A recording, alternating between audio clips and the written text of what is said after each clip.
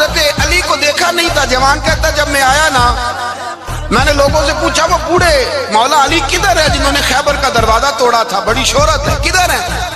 کہتے حضرت علی صاحب نے بیٹھے تھے, مجھے کسی نے کہا وہ بیٹھے ہوئے. میں گیا تو حضرت علی اخروٹ کھا رہے تھے, تو پورا زور لگا رہے ہیں تو اخروٹ کوئی نہیں ٹوٹتا, پورا زور 2-3 دفعہ, کبھی اس دانت میں کبھی اس دانت میں, ٹوٹتا ہی نہیں.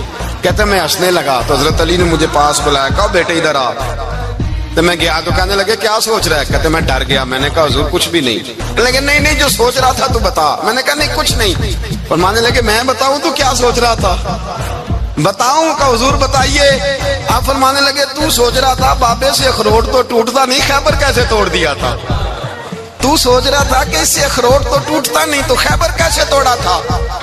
فرماتے ہیں میں نے کہا میں یہی سوچ رہا تھا. یہ عرض کیا نا تو فرماتے ہیں شیر خدا کا رنگ